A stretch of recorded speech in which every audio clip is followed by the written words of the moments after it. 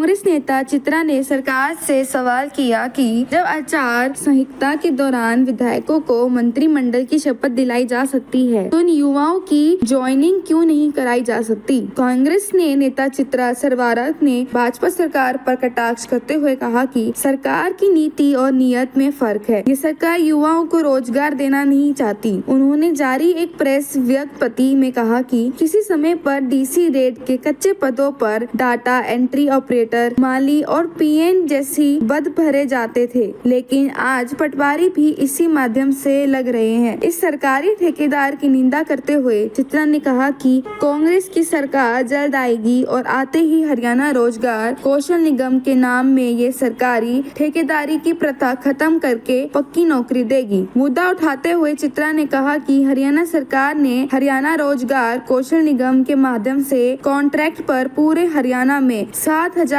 के करीब भर्ती निकाली, जिसमें प्रार्थी चुन गए।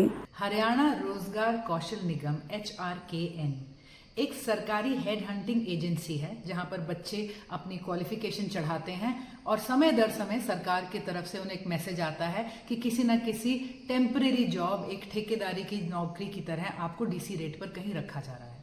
एक समय हुआ करता था जब डीसी रेट का मतलब हरियाणा के अंदर होता था डेटा एंट्री ऑपरेटर या कोई छोटे मोटे काम, पीएन की नौकरी या इस तरह के।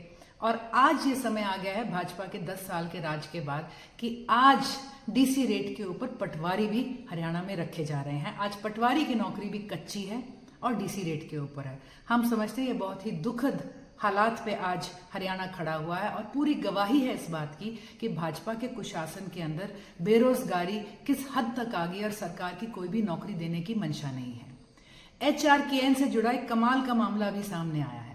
सालों साल की पेपर लीक होने के बाद मुश्किल से 7,000 नौकरियां सरकार ने निकाली, जिसके अंदर टीचर्स भी हैं और पटवारी भी हैं। इसमें से कुछ पटवारी जो अभी सिलेक्ट हुए, 7,000 लोगों को 15 तारीख की शाम को एक मैसेज आता है उनके फोन पे कि आपको सिलेक्ट कर लिया गया है एक कच्ची नौकरी के लिए जहां आपको डीसी रेट पर रखा जाएगा। आप कृपया करके अपना ऑनलाइन पंजीकरण करिए और 30 से पहले ज्वाइन कर लीजिए। बच्चों ने फटाफट 15 को ही शाम को ऑनलाइन अपना पंजीकरण करा और कुछ बच्चे जो अगले दिन गए उनको तो नौकरी पे रख लिया गया, लेकिन कुछ बच्चों को ये बोला गया 16 मार्च को कि आचार संहिता लग चुकी है, अब हम आपको नौकरी पर नहीं रख सकते।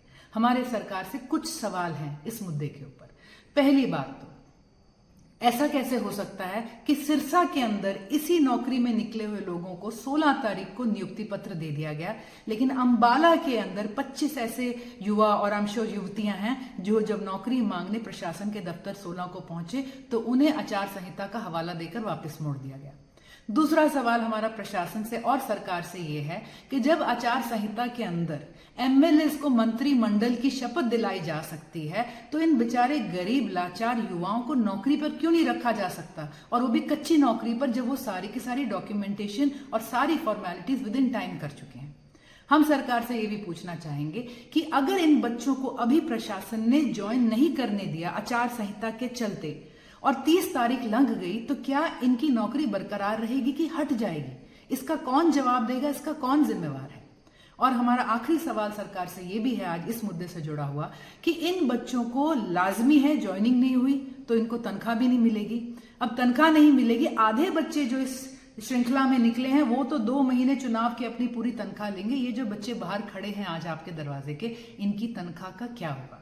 हम सरकार से यही कहना चाहेंगे कि कृपया करके, हम आपकी इस सिस्टम को अप्रूव नहीं करते, लेकिन जो भी मिल रहा है इन बच्चों को जो कच्ची नौकरी है इस पर आप समय पे इन्हें नियुक्त करें। आचार संहिता इन पे किसी तरह से लागू नहीं होनी चाहिए। अगर बड़े बड़े मंत्रियों पर नहीं हो रही है तो इन बेचारे कच्चे डीसी रेट वालों पे क्यों करी जाए। और हम सरकार से ये कहेंगे, हम चाहेंगे आप ये प्रथा बंद करके HRKN की आप स्थायी पक्की नौकरियां लाएं। और जनता से हम ये कहेंगे कि समय बदलने वाला है, कांग्रेस की सरकार आने वाली है और आते ही ये प्रथा बंद करके पक्की नौकरियां हमारे देश के युवाओं को और बेटियों को कांग्रेस मुहैया कराएगी।